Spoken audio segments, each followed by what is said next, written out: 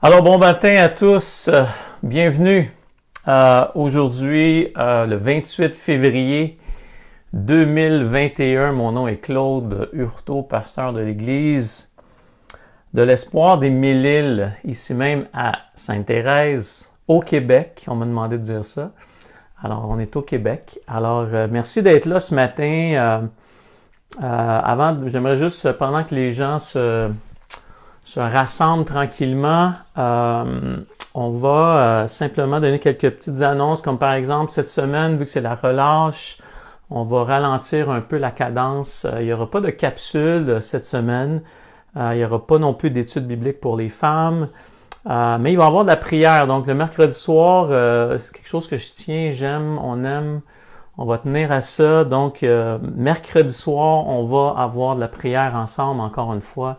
Il y a tellement de besoins de gauche à droite et je pense que c'est vraiment primordial qu'on fasse ça. Donc, on va vous envoyer le lien. Si vous voulez participer à nos rencontres de prière, faites-nous signe. Ça va nous faire plaisir de vous inclure dans notre liste d'envoi. Alors, on est toujours disponible aussi pour des questions. Si vous avez des questions, si vous vivez des choses dures, s'il y a des trucs qui se passent dans vos vies que vous ne comprenez pas, on est disponible, on est toujours disponible, le numéro de téléphone est toujours là. Vous pouvez aller sur notre site internet, notre site web à Église. C'est quoi notre... Donc, Église... hello. Oui, c'est ça. Église de l'Espoir des Mille-Îles, j'ai eu un blanc. Église de l'Espoir des Mille-Îles. Et donc, vous allez sur notre site et puis vous allez avoir toutes les informations pour nous rejoindre. Et ne vous gênez pas en passant. Si vous vivez des choses difficiles, ne vous gênez pas. Vous pouvez nous appeler, ça va nous faire vraiment plaisir. Puis on va trouver des ressources aussi. Si on ne peut pas vous aider, on va trouver des ressources pour pouvoir vous aider. Alors, on aimerait prier d'entrée de jeu pour Élise, qui est présentement à l'hôpital. Il y a petite Élise, la fille de mon fils et de Rachel. On va prier pour Élise et ses parents. Donc, elle est retournée parce qu'elle avait des difficultés à retenir sa nourriture. Donc, ils l'ont rentrée à l'hôpital la semaine dernière. Et puis, on va juste prier pour eux. On va prier aussi pour Alain Fréchette. On a prié pour lui dernièrement, qui a eu la COVID. Il a de la difficulté à respirer. Ça va mieux quand même. Mais on va prier pour lui. Puis, on va garder aussi Robert en prière. Il vient de perdre son frère. Alors, on veut vraiment prier pour lui, que Dieu puisse lui donner le courage de passer à travers cette situation-là.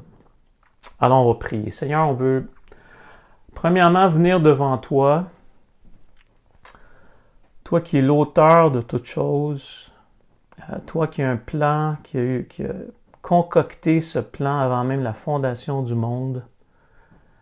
Seigneur, on veut se remettre entre tes mains ce matin. Et on prie que ton esprit, premièrement, puisse nous parler à travers ta parole, nous parler à travers les Écritures, qu'on puisse être encouragé, qu'on puisse être dirigé vraiment par toi dans les Écritures. Fait que Seigneur, on veut te remettre ça entre tes mains aujourd'hui. On veut te remettre Élise, on veut te remettre Rachel, Christopher.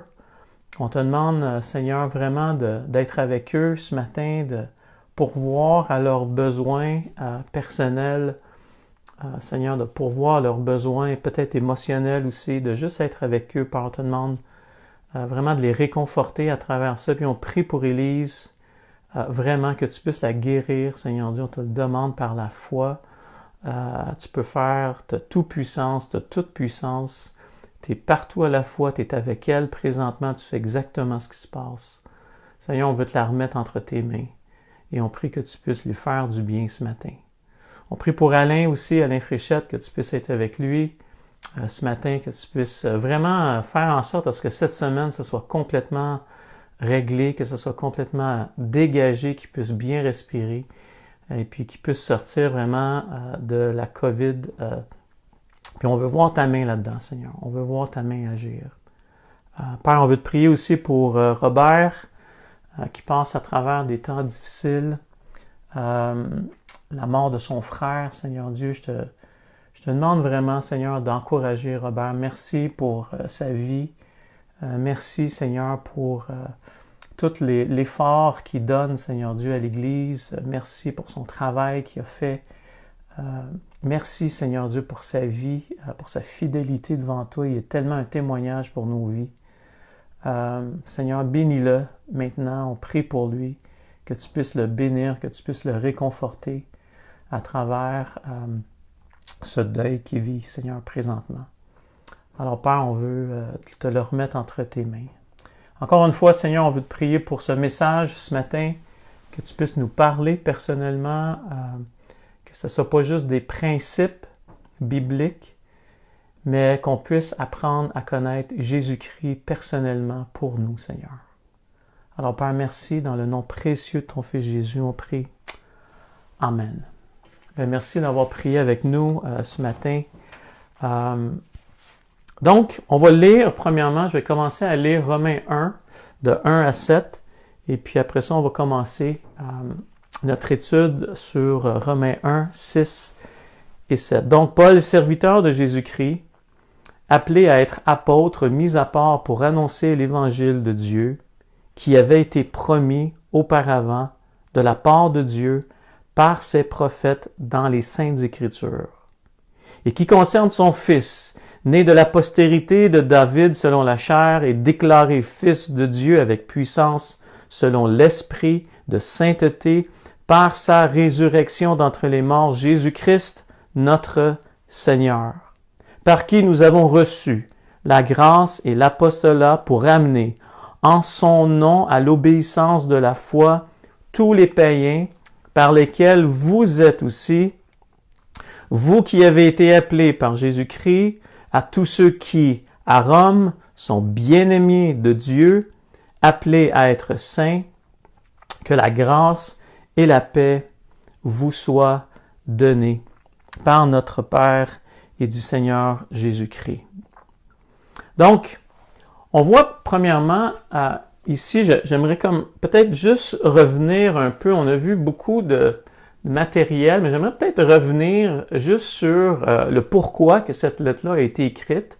Je pense que c'est vraiment important qu'on puisse bien saisir parce que c'est encore une fois la façon que Paul va adresser tous les sujets quand on a la raison pour laquelle ça a été écrit. Ben là, on a une ligne de conduite qui est très intéressante pour bien comprendre les textes dans lesquels on va commencer à rentrer. Comme par exemple, vous savez, quand on regarde l'introduction de cette introduction-là, de 1 à 7, on voit que Paul est en train de mettre ses gants blancs. On est en train premièrement, Paul, on va se rappeler que Paul, c'est pas lui qui a fondé cette église-là, donc on peut dire que c'est pas son bébé. Alors, il n'est pas connu vraiment, il n'est jamais allé à Rome encore. Fait que la façon qu'il va adresser ça, c'est pas de la même façon qu'il va adresser Galates, entre autres. Je vais tourner là tout de suite. Galates 1, il est un petit peu plus... il y a un petit peu plus de mordant, si on peut dire, parce que Galates, c'est son bébé. Galates, c'est lui qui a fondé cette église-là. Puis tout de suite, au verset 6, il va leur dire tout de suite comme... Puis il fait l'introduction comme dans Romains, tu sais, Paul, apôtre, non de la part de Dieu, ni de la part des hommes, mais par Jésus-Christ. Puis là, il va faire son petite introduction jusqu'au verset 5. Et au verset 6, tout de suite, il va rentrer, il va dire « Je m'étonne. Je m'étonne que vous vous détourniez si promptement de celui qui vous a appelé par la grâce de Dieu pour passer à un autre évangile. » Donc, il n'est pas en train la façon qu'il est en train de parler à l'Église de Rome, il n'est pas en train de tout de suite comme leur dire « Hey, faites attention à ça ». Non, il est en train d'établir des choses qui sont vraiment fondamentales. Parce que l'Église de Rome avait une difficulté. Vous savez, chaque Église a ses saisons. Et souvent, dans les saisons de nos vies ou les saisons d'Église, souvent, si on n'a pas les Écritures pour nous guider dans les saisons de nos vies, bien, on va avoir de la misère, justement, à voir cette paix dans nos vies. Vous savez, nos vies, nos églises vont vivre des difficultés, des gens vont avoir des opinions différentes, ils vont avoir peut-être des emphases différentes, Et une église, c'est un endroit où ce que la division peut venir assez facilement. Et c'est ça que Paul est en train de vouloir adresser parce que dans la saison de Rome, ben, il y a eu différentes saisons. Comme la première saison, on peut dire que Rome, l'église de Rome était remplie de juifs croyants, donc de juifs qui s'étaient convertis. La deuxième saison, c'était plutôt maintenant les païens qui se sont qui ont commencé à rentrer dans l'Église. Et après ça, il y a eu Acte 18, cet édit de Claude cet empereur Claude qui a dit « Je ne veux plus avoir de juifs dans Rome », pas nécessairement des juifs croyants, mais simplement des juifs parce que ça devenait vraiment compliqué de pouvoir vivre dans la luxure et de vivre dans et avoir des Juifs qui sont là, qui sont réglementés, si on peut dire. Alors Claude, en Acte 18, dit à tous les Juifs de sortir de Rome. Il est tanné. Il est plus capable de dealer, de dealer avec ça. Excusez mon anglais. J'ai pas d'autres mots dans ma tête. Donc les Juifs sortent de Rome et ainsi que les Juifs croyants, nés de nouveau, sortent de Rome et quelques années plus tard, avec un autre empereur, là, ils reviennent. Et là, c'est là que on peut dire que la bisbille commence. Donc, les païens étaient les Grecs et on peut dire les barbares. Hein, Paul les appelle les barbares. Toutes les autres nations, c'est un peu ça, les barbares. Et donc, ils ont été des années à vivre l'Église à Rome. Et là, les Juifs reviennent avec leurs questionnements, puis avec leurs opinions, puis il y a même certains commentateurs qui disent justement que certains païens, même certains croyants païens, disaient que c'était peut-être justement un châtiment de Dieu qui a fait sortir les Juifs, et c'était probablement un châtiment sur la nation, parce qu'on voit dans Romains 11, même il y a ces questionnements-là. Est-ce que les Juifs, est-ce qu'Israël est encore vraiment de Dieu? Puis c'est la question dans Romains 11. J'ai lu ce matin Romains 9 à 16 pour vraiment rentrer dans cette idée-là d'Israël dans notre tête, de dire de 9, 10 et 11, c'est vraiment adressé, c'est vraiment, il met l'image de qui est Israël. Puis la question qui se posait à ce moment-là, c'est, je dis donc, Dieu a-t-il rejeté son peuple? Est-ce que Dieu a rejeté le peuple d'Israël? Avec toutes les choses qui se sont passées. Puis, et là, Paul adresse cette question-là parce que les gens de Rome se posent cette question-là. Et donc, loin de là, il va dire, puis là, ça a l'air que le terme grec, c'est vraiment une exclamation. Non! Loin de là, non, Israël est encore le peuple de Dieu. Car moi aussi, je suis israélite de la postérité d'Abraham, de la tribu de Benjamin. Dieu n'a point rejeté son peuple qu'il a connu d'avance. Et donc, on voit justement Romains 1 à Romains 8, on voit que Paul, à cause de cette tension qu'il y a entre les Juifs croyants et les païens croyants, Paul veut vraiment leur montrer qu'ils sont unis. Et c'est là qu'est le titre de mon message aujourd'hui, comment rester ou garder la paix. Comment qu'on a cette paix? Quand il y a des conflits, quand il y a des différences d'opinion, et vous savez, dans ce bas monde, il va toujours y en avoir. Right? Il va toujours y en avoir. Mais Paul est en train de mettre le focus à un endroit. Et c'est ça qu'on va voir aujourd'hui.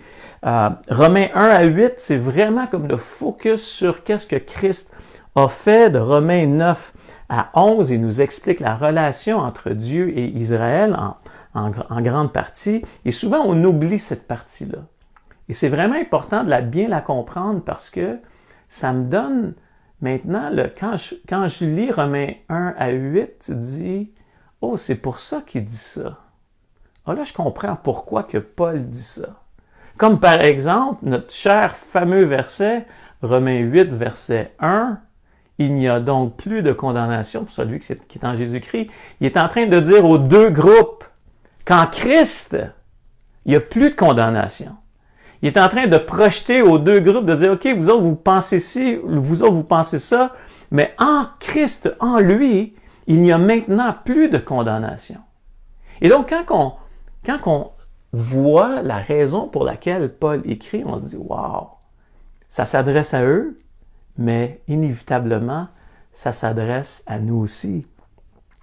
Romains 12 à 15, là, on voit vraiment l'application, comme dans le livre d'Éphésiens, où ce que Paul va traiter la doctrine au début, et après ça, va les faire entrer dans, OK, là maintenant, je veux que vous marchiez là-dedans. Et donc, qu'est-ce que Paul va nous dire, encore une fois, il veut absolument, son plan à Paul, c'est de montrer, premièrement, aux Juifs et aux païens qui sont égales et qui sont égaux. Et ça, on peut le voir dans Romains 3, 29, tous ont péché. Right? Tous ont péché. Puis là, souvent, il va mettre tout le monde dans le même bateau. Romains 1 à Romains 8. Ils sont gratuitement justifiés. Romains 3, verset 9. Justifiés par la foi, nous avons la paix avec Dieu. Donc, la justification, c'est pas parce que je suis d'Israël ou c'est pas parce que je suis un païen. C'est simplement à cause que Dieu a décidé de nous faire grâce. Et donc, Romains 8, 1, donc il n'y a maintenant donc aucune condamnation pour celui qui est en Jésus-Christ. Puis là, Paul, Romains 12, il nous transporte encore une fois dans cette unité du corps de Christ. Donc, soyez pleins d'amour fraternel. Et souvent, ça va revenir dans les textes. Soyez pleins d'amour fraternel. Ne rendez à personne le mal pour le mal dans Romains 12, 10 et 17. Mais cherchez ce qui est bien devant tous les hommes. Donc, c'est comme, soyez pleins d'amour fraternel. Romains 13, verset 8, ne devez rien à personne si ce n'est de vous aimer les uns les autres. Encore une fois, Paul dit, oui, vous avez des tensions, mais aimez-vous les uns les autres parce que Christ maintenant est le centre. Christ maintenant fait en sorte que vous êtes maintenant un en lui. Au verset 9 du chapitre 13, ça nous dit « L'amour ne fait point mal à son prochain. » Donc, je ne commencerai pas à parler contre lui, je ne commencerai pas à rabaisser les autres croyants, je ne commencerai pas à divulguer des choses alentour contre une telle et telle et telle personne. Ayons peut-être le courage d'aller voir la personne si on a quelque chose. Ayons le courage d'appeler la personne, de dire « Hey, j'avais ça dans ma tête. » Le but, encore une fois, c'est la restauration. Le but, c'est de s'aimer les uns les autres. Le but, c'est de faire en sorte à ce que je puisse aimer mon prochain. Et ça veut dire quoi? J'élève Christ. Alors, peut-être que les autres ne méritent pas trop d'être aimés. Peut-être que les autres ne méritent pas trop que je porte une attention particulière. Mais Christ est mort pour ces gens-là. Plus, il est ressuscité pour ces gens-là. Et c'est ça qu'on va voir tantôt. Chapitre 14, faites accueil à celui qui est faible dans la foi. Ne discutez pas des opinions, mais recevez ceux qui sont faibles. Chapitre 14, verset 1. Chapitre 15, verset 1 nous dit « Nous qui sommes forts, nous devons supporter les faiblesses de ceux qui ne le sont pas. » En vue de quoi, le verset après nous dit? En vue de l'édification du corps de Christ. Encore une fois, le principe d'élever Jésus-Christ au milieu de nous. Donc, on va rentrer dans le verset 6, qui est vraiment intéressant parce qu'il fait la suite. Encore une fois, on avait dit la semaine passée comment que chaque verset sont entrecroisés, chaque livre est entrecroisé. l'Ancien Testament, le Nouveau Testament est entrecroisé. Il y a des liens qui sont continuellement là, comme par exemple dans le livre de Romains, encore une fois pour adresser au peuple d'Israël, des croyants juifs, mais il va faire référence continuellement à l'Ancien Testament. Pourquoi? Parce qu'il veut leur faire réaliser l'Évangile à travers l'Ancien Testament, comme on a vu, je pense, le 3 ou 4e message qu'on a fait sur le livre de Romains. Donc, on va lire tranquillement Romains 1, verset... Je vais commencer au verset 5 parce que ça rentre un peu avec le verset 6. Par qui nous avons reçu la grâce et l'apostolat pour amener en son nom à l'obéissance de la foi tous les païens, parmi lesquels vous êtes aussi. Parmi lesquels vous êtes aussi quoi? Parmi lesquels vous êtes aussi appelés. OK, il est en train de parler à l'Église de Rome. Il est en train de parler à l'Église de Rome en disant, vous qui êtes dans cette Église-là, moi j'ai reçu cet appel-là apostolique d'être envoyé de Dieu, d'avoir reçu une grâce pour faire ce que Dieu nous demande. Et là, Paul est en train de dire, parmi lesquels vous êtes aussi appelés. Vous qui avez été appelés, mis à part pour lui. Et là, c'est comme, oui, vous pouvez dire, ah oui, il m'a appelé? Ah oui, exactement. Il m'a appelé pour parler à mon voisin. Ah oui, il m'a appelé pour annoncer le message. Il m'a appelé pour être un témoignage vivant dans les temps sombres dans lesquels on peut vivre des fois dans nos vies. Oui, il nous a appelés à être la lumière, justement, du monde. Vous êtes aussi. Donc, arrêtons de nous exclure, right? Arrêtons dans nos églises de se mettre à part. Arrêtons de se diminuer continuellement et de réaliser que Dieu nous a appelés à quelque chose de particulier. Dieu nous a appelés à être actifs, d'avoir une foi active en lui. Vous êtes appelés par Jésus-Christ et Paul est en train de leur dire qu'il est en train de finalement de faire un lien. Il est en train de lui dire qu'ils sont aussi les siens, séparés par un appel divin. Il est aussi, nous sommes aussi séparés, appelés de Dieu pour cet appel divin. Quand même assez extraordinaire de s'arrêter 2 petites minutes, puis de s'encourager là-dedans, puis de réaliser que oui, un pécheur a été élu. Vous et moi, on est des pécheurs, on est des gens qui ont reçu cette grâce et on a été élus pour le salut.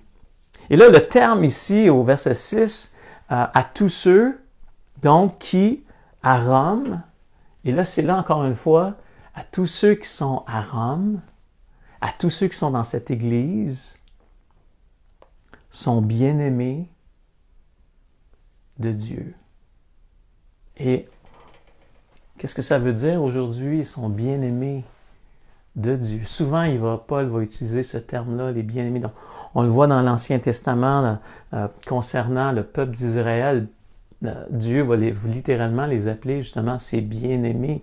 Dans Psaume 108, verset 7, Psaume 60, verset 7, Israël comme étant la bien-aimée. Et donc, en lui, donc Romains 5, verset 5, or l'espérance ne trompe point, parce que l'amour de Dieu est répandu dans nos cœurs par le Saint-Esprit. Donc, qu'est-ce qui fait qu'on est, nous, devenus des bien-aimés, appelés par Dieu, parce que l'amour de Dieu a été déversé dans nos cœurs par le Saint-Esprit. Vous êtes, je suis, bien-aimés de Dieu. En lui, irréprochable, saint, on a été prédestinés, adoptés en accord par la grâce en son bien-aimé dans Éphésiens 1, verset 6. à la louange de la gloire de sa grâce qu'il nous a accordée en son bien-aimé. On est maintenant, on a été maintenant adoptés, on fait partie de la famille maintenant. On n'est plus exclu, mais on est inclus maintenant. On n'est plus loin de Dieu, on est maintenant rapproché de lui. C'est ce que le texte dans Éphésiens 1,6 et dans 1 Jean 3, verset 1, « Voyez quel amour le Père nous a témoigné pour que nous soyons appelés ses enfants. » Et là, après ça, il va dire comme en exclamation, « Et nous le sommes. » S'il y en a qui doutaient ce matin, encore une fois, on est dans l'idée de qu'est-ce qui produit la paix. Si on doutait ce matin de ce que je suis un enfant de Dieu, moi, tu sais, des fois on passe par ces temps-là. Je fais-tu partie vraiment de la famille de Dieu? Well, le texte nous dit que oui, je fais partie de la famille de Dieu parce que j'ai mis ma confiance en Christ. J'ai mis ma confiance que Jésus-Christ m'a donné sa justice. J'ai mis ma confiance en lui et maintenant, Dieu m'a introduit dans la famille de Dieu. Et ça le dit ici, voyez quel amour le Père nous a témoigné pour que nous soyons appelés les enfants de Dieu. Et nous le sommes. Donc, quand on regarde ce texte ici, puis on voit son bien-aimé de Dieu, les gens qui sont à Rome.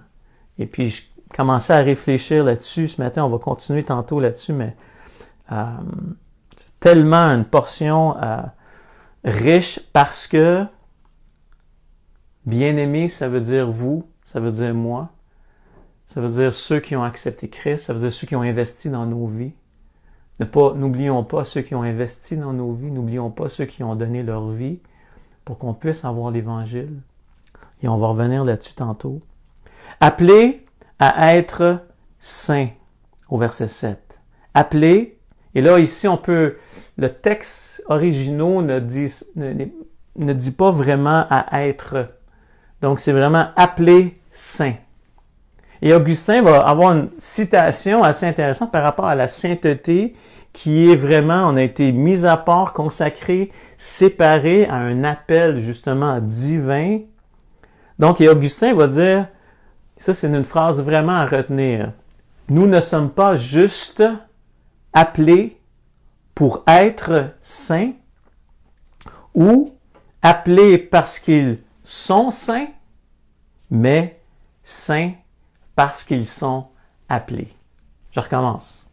Donc, Augustin va dire, nous ne sommes pas juste appelés pour être saints. Donc, c'est pas juste un appel pour devenir saint, pour être saint, ou appelés parce qu'ils sont saints, ou je suis appelé parce que je fais vraiment des bonnes choses, puis je suis saint, non, mais saints parce qu'ils sont appelés. Dieu nous a rendu nous a donné cette sainteté. Encore une fois, Paul est en train de nous mettre dans un fondement théologique dans lequel on est de Romains 1 à Romains 8, puis c'est ça qui est en train encore une fois, de nous montrer comment on est, encore une fois, sur un fondement solide. Donc, Romains 8, verset 30, « Et ceux qu'il a prédestinés, il les a aussi appelés, et ceux qu'il a appelés, il les a aussi justifiés, et ceux qu'il a justifiés, il les a aussi glorifiés. » Les aimés de Dieu, appelés à être saints, appelés saints. Et là, je lisais ce matin justement ces textes-là, puis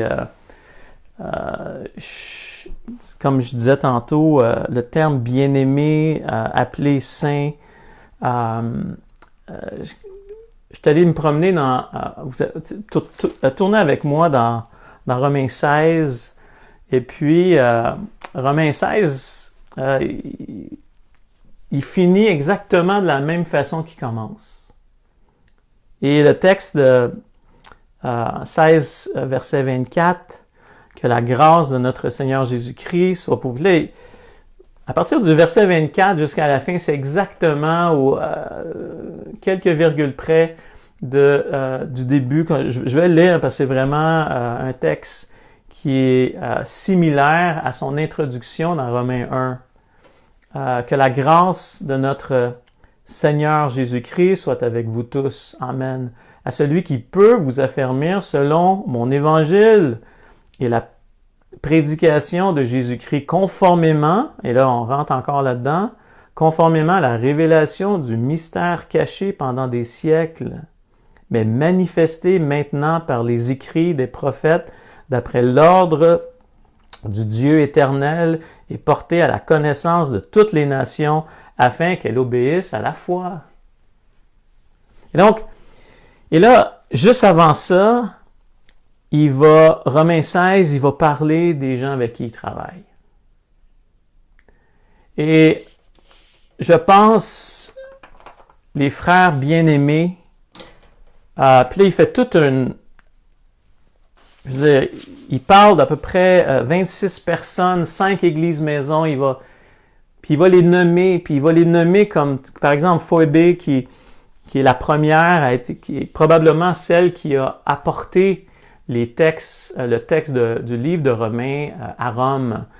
C'est ça que certains commentateurs vont dire, je trouve ça très intéressant. Priscilla, Aquilas, qui est appelé des compagnons de travail, parce qu'ils faisaient aussi des tentes avec eux. Et là, on descend Romains 16, versets 1, 3, 5, l'Église maison, Épénète. Là, il va dire « mon bien-aimé ». Puis à tous ces personnages-là, toutes ces personnes-là qui mentionnent, à peu près 26 personnes, il va toutes les accompagner d'un qualificatif, compagnon, bien-aimé. Salut Marie qui a pris beaucoup de peine pour vous. Andronicus et Junias, encore une fois, compagnons de la captivité. On a vécu des choses ensemble en prison. Amplias, qui, mon bien-aimé, encore les autres, Urbain, qui est un compagnon, mon bien-aimé encore, approuvé de Christ, Apelles, au verset 10. Et tous ces gens-là que Paul prend la peine de pouvoir nommer. Et on pourrait en nommer souvent, on parle souvent, nous, en tant que croyants évangéliques ici au Québec, on parle souvent des Américains, mais j'aimerais ça juste adresser peut-être quelques noms qui ont impacté ma vie. Je pense à Jeff Lorrain, je pense à Alain Pajot, je pense à Gilles Lapierre, Louis Bourque, Thomas Scheller, Pastor Scheller, Scott Robinson, Daniel Lewis, qui ont impacté nos vies, qui ont fait que, à quelque part dans le plan de Dieu, Dieu a utilisé ces gens-là pour que Jésus-Christ soit élevé dans nos vies. Je pense à Ness Wilson, une dame qui, quand je suis arrivé au Seigneur, priait pour les petits culs qu'on était, puis j'utilise ce terme-là parce qu'on était vraiment des petits culs. À l'âge de 18 ans, on arrive les cheveux longs, tout croche, puis elle nous regarde, puis elle dit « Ah, toi, là, tu vas devenir un pasteur plus tard. » Puis là, je pars à rire, ben voyons donc. Puis là, c'est comme elle priait pour nous. Je me souviens, je travaillais comme gardien de sécurité, puis des fois, j'arrivais vers 2-3 heures du matin, puis elle était encore dans sa chambre, cette petite lumière allumée. Puis elle priait pour les gars qui vivaient au Timos, qui vivaient dans la maison d'équipe. Et puis, ça fait du bien de se rappeler de ça, qu'on n'est pas comme... tout vient de moi. Non. C'est comme, il y a eu des gens avant moi qui ont amené l'Évangile, qui ont payé le prix pour amener l'Évangile. Et ça, on les appelle les bien-aimés. Je pense à l'Église de l'Espoir des Mille-Îles, la même chose. On pense à Daniel Marcoux qui a travaillé tellement d'années pour cette Église. Puis on est tellement reconnaissant pour sa vie. Donc, de juste se rappeler, puis je pourrais en mentionner beaucoup d'autres dans l'Église, puis on peut juste comme...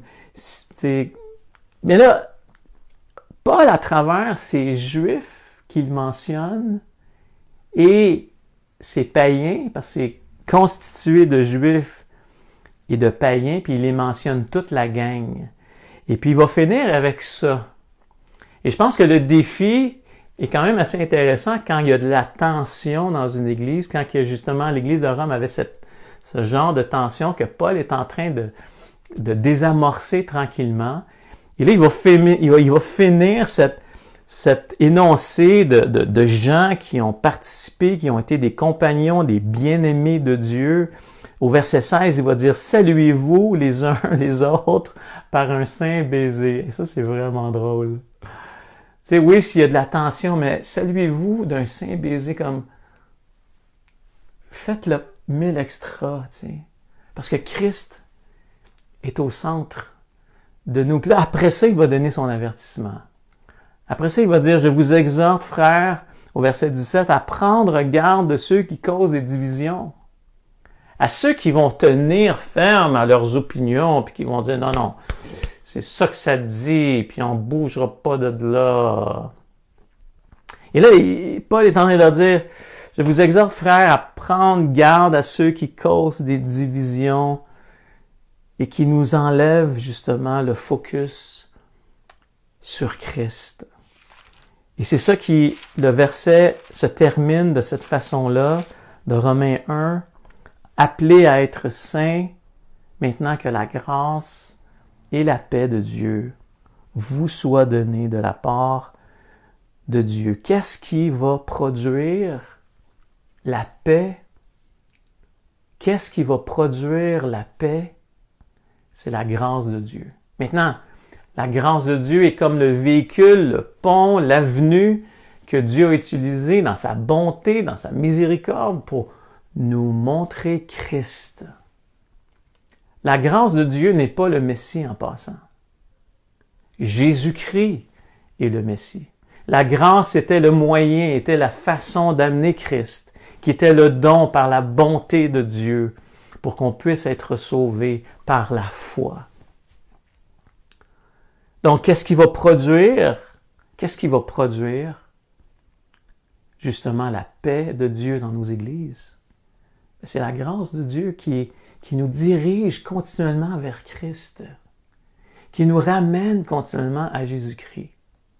Regardez, on va prendre un verset qu'on connaît tous, et souvent on oublie peut-être le contexte de ce verset-là, Jean 3,16. Quand on pense à la grâce de Dieu, je pense à Jean 3,16. Mais regardez bien qu'est-ce que Jean 3,16 nous dit ici. Donc, Jean 3,16, « Car Dieu a tant aimé le monde qu'il a donné son Fils unique afin que quiconque croit en lui ne périsse point, mais qu'il ait la vie éternelle. » Mais souvent, on ne lit pas les versets avant. Et qu'est-ce que le verset d'avant est en train de nous dire? Le verset d'avant est en train de nous faire une illustration de l'Ancien Testament, de Moïse et le peuple d'Israël, qui se rebellent justement contre Moïse, sont tannés de manger qu'est-ce qu'ils mangent, ils deviennent un peu frustrés de ce qui arrive. Et là, Dieu envoie justement un châtiment, des serpents, pour les faire mourir. Donc, il y a comme un châtiment qui vient avec ça. Et voici le verset 14, et ça, c'est le contexte de Jean 3,16. Quand il y a des murmures, puis quand on se rebelle contre Dieu, puis on veut rien savoir, puis on garde nos opinions, puis « Ah, je suis pas content de ma situation », puis là, on est comme Jean 3, verset 14. « Et comme Moïse éleva le serpent dans le désert, il faut de même la solution pour la paix. Il faut de même que le Fils de l'homme soit élevé, afin que quiconque croit en lui ait la vie éternelle, que je puisse marcher dans cette vie éternelle, dans la réalité de ce que Christ a fait pour nous, qui va être maintenant d'aimer mon frère. » Et là, après ça, ça va dire « car Dieu a tant aimé le monde, comme Dieu a tant aimé Israël, puis qu'il va toujours donner la provision pour s'en sortir. » Mais la provision n'est pas « Ah, la grâce de Dieu, on fait ce qu'on veut. » Non, non, non. La grâce de Dieu, c'est que Jésus-Christ a été élevé. Jésus-Christ a été élevé sur un bout de bois. Et puis, il n'a pas été juste élevé sur un bout de bois, mais il a été ressuscité maintenant des morts. Ce qui nous donne l'opportunité de pouvoir vraiment dire je peux vraiment vivre dans cette réalité de Romains 1 où ça nous dit « Appelez à être saints, que la grâce et la paix vous soient données de la part de Dieu, notre Père et du Seigneur Jésus-Christ. » Donc, la grâce qui est de élever Jésus-Christ comme le serpent d'airain dans l'Ancien Testament, pour que je puisse marcher dans la vie éternelle, pour que je puisse aimer mes frères, pour qu'on puisse être vraiment sur le même, on est tous sur le même niveau d'égalité, ensemble, à la base, on est tous en train de dire, on est tous des pécheurs, on est tous sauvés par sa grâce, et on est tous en train de marcher par sa grâce dans nos vies, ce qui va produire la paix de Dieu. Et je peux finir avec Romains 5, verset 1, étant donc justifiés par la foi,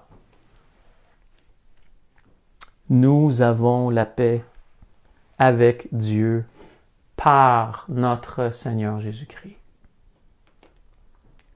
On cherche la paix dans nos vies, on cherche la paix dans nos églises. Revenons à Christ.